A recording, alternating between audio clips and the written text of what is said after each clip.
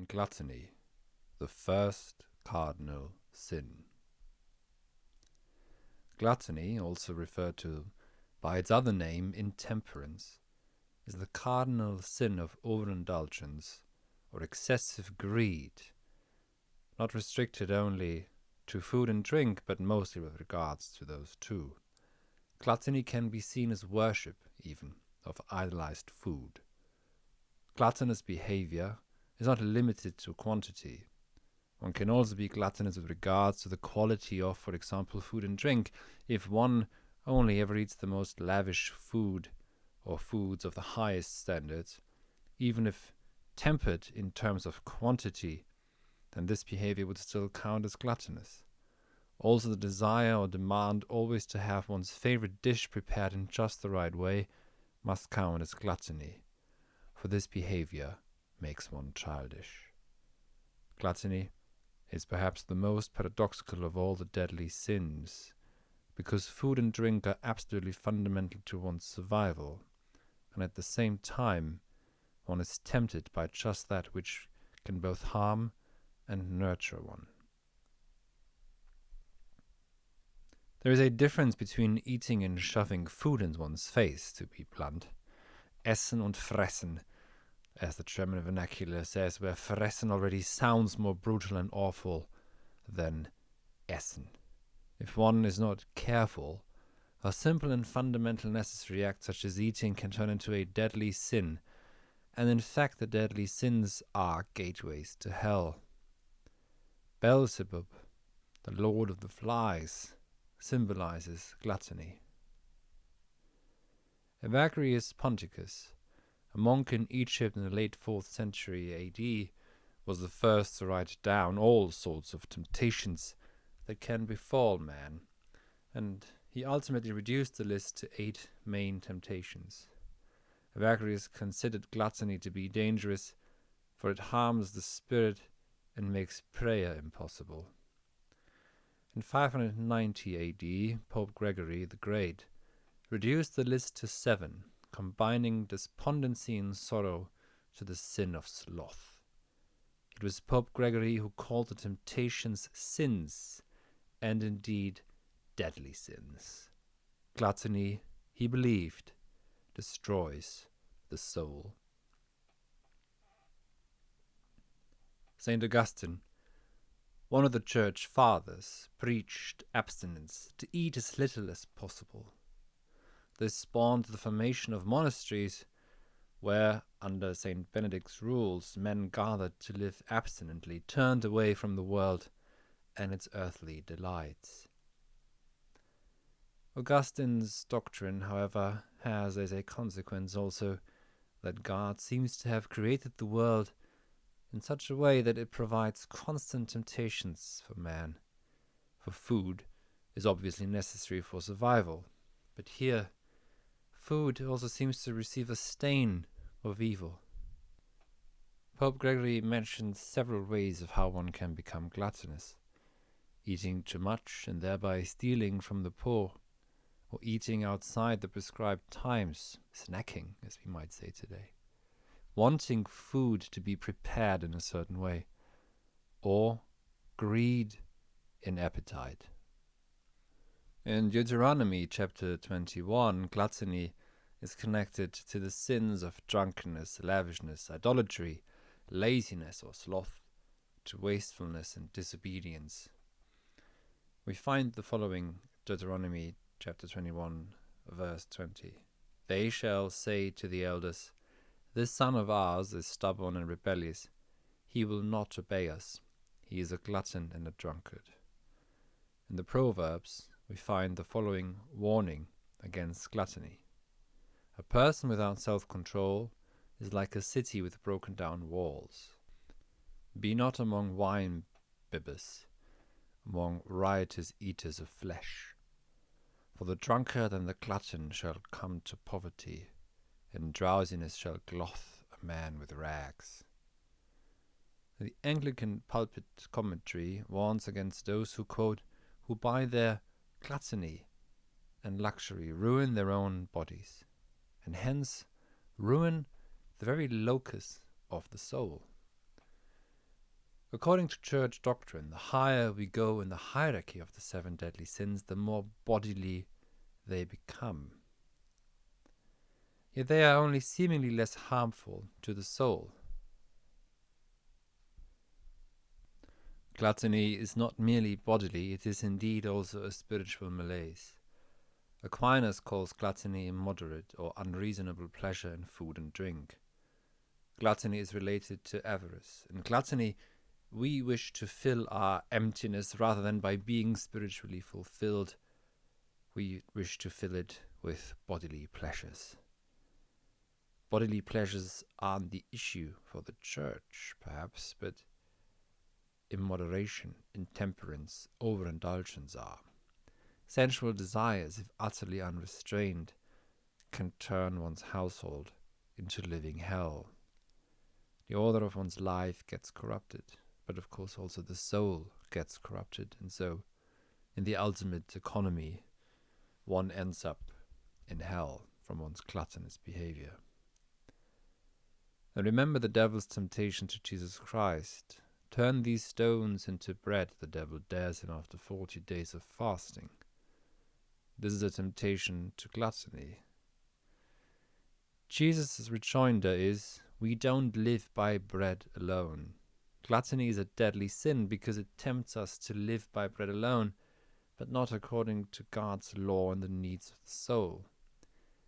In Dante's Divine Comedy, gluttons are punished in the 3rd circle of hell. They are condemned to dwell in a putrid swamp of wallowing in ice rain and stinking mud, face down, and eternally unfulfilled and unfillable, shall we say. Gluttony etymologically comes, of course, from the French vernacular. In Old French, gluttony meant debauchery. Glutton comes from Latin gluttonem, an overeater. Glutto is related to glutire, which means to swallow, and also to gula, which means throat. The French film La Grande Bouffe, The Big Feast, from 1973, relates the story of 4 friends in their 50s, all successful, who decide, for one reason or another, to meet at an abandoned mansion and eat themselves to death, literally. Why? Because they hate themselves with a vengeance. Hence, they decide childishly to rebel against their lives and their very bodies, and of course their souls also, and end them by overeating. One of the friends, Michel, who was not allowed to fart as a child, farts himself to death. Philippe is the last one to die, and he, suffering from diabetes, dies eating sugary pudding in the form of breasts. This is excessive nihilistic gluttony at its most refined. There is nothing redemptive about the story, nothing but the urge to overeat and die from it, to rebel against oneself out of sheer self-loathing.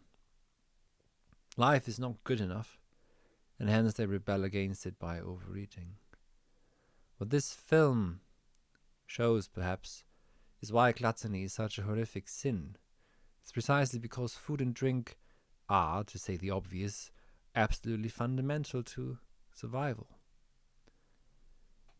The film reveals the nihilism of consumerism, which only knows resentment but not redemption. Not even hell awaits them once they've died, only barren nothingness. La Grande Bouffe is one of the most nihilistic films, as it combines all biblical sins related to the cardinal sin of gluttony, and reveling in them, the protagonists, aimless and debauched, childishly rebel against the gift of life, sacrificing themselves without sacrifice. Saint Thomas Aquinas called gluttony or intemperance the most disgraceful of all the vices, precisely because in gluttony we become childish, rebellious without a cause. We become incapable of saying no to our own passions. By only saying yes to ourselves, to any and all of our desires means that we become slaves to ourselves and even can debase ourselves to be animal-like. Aquinas also saw that it is gluttony which opens man to other sins and vices such as lust, anger, sloth. For him, gluttony was the gate towards Gomorrah. Saint Francis of Assisi, who, as a friar, moved between cities and villages to preach whenever he was invited to an opulent meal, strayed ash on the food, as legend has it, to kill taste, and hence protect himself against the temptations of the sense of taste and smell. Catholics celebrate Mardi Gras, or Fat Tuesday, before Lent, 3 days of eating and drinking too much.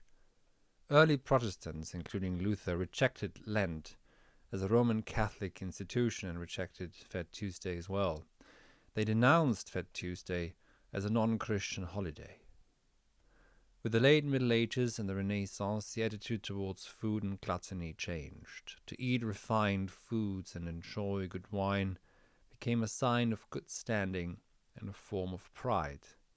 Aristocrats across Europe, especially in absolutist France, sought to distance themselves from commoners through ever more refined and luxurious foods and ways of eating. When King John of England died in 1216, it is said that he died because of his gluttonous lifestyle. Louis XIV must have been one of the most indulgent gluttons of history. His stomach is said to have been 3 times the size of that of one of his subjects. Members of his court had to watch him do his business and comment on the size and quantity of the royal excrement. Yet, even in the Middle Ages, there existed amongst peasants a dream of the land of plenty, called the land of Cockney in English, or Schlaraffenland in German. A utopia, an El Dorado, a place that could not be, but one would hope it would exist, in which food was never scarce, but so abundant one only had to grasp at one's desired foods, the weather always mild, wine flowing freely, sex readily available, the land of milk and honey. There was no disease and no poverty. No one had to work. Rivers flowed with milk, honey, wine, and water was only used to bathe. Fish leapt out of water, ready to eat. Pigs walked around with knives in their backs. Roles were reversed, cross-dressing abundant, and all was liberal. A medieval peasant's dream. This dream continues to exist today in celebrations like Carnival and Mardi Gras, or in literature, for example with Willy Wonka's Chocolate Factory. The gluttonous man may also be one who takes in the entirety of life. He overeats as much as he needs to face the world and his momentous tasks he sets for himself. Orson Welles reportedly overate, at times 3 large steaks at once, especially during periods when he was engaged with his most bombastic projects, like Citizen Kane. The gluttony, the bloat, the filling of the body with food and alcohol is analogous to the momentous task at hand, followed by crash diets when the project was completed. Eruptive in character, Orson Welles overspent as much as he overate in order to overextend his ego inward and outward as much as possible. The apparent loss of self-control, deeply interwoven with gluttony and intemperance, was Wells's way in which he could perform the task he set himself, and this is how he could raise to the challenge of the gigantic work that needed to be completed. Elvis Presley, ate fried signature sandwiches with the rather telling name Fool's Gold Loaf, made from a loaf of sourdough bread, a pound of bacon, a jar of peanut butter, and a jar of jelly. The Fool's Gold Loaf is reported to have had at least 8,000 calories. Monty Python's unforgettable Mr. Creosote vomits as much as he eats and drinks until he explodes, but continues to live and continues to eat 6 bottles of Chateau Léon 1954 vintage, no less, plus everything to eat off the menu. The waiters seem to take pleasure in his self-destructive behavior. What is the scene supposed to tell us? In a film entitled The Meaning of Life, no less, I ask you. Much of Christian abstinence may have been a reaction against Roman decadence. Roman patricians held orgies during which they would overeat until they had to vomit, or they made themselves vomit by having a slave tickle their uvulae with a feather. Once their stomachs were empty, they continued to eat and drink. Lying on their couches, sometimes there behind them, there would even be a small canal specifically installed to wash away what was not supposed to be visible. They had perfected the art of gluttony, of over-consuming the finest high-quality foods in copious amounts of them.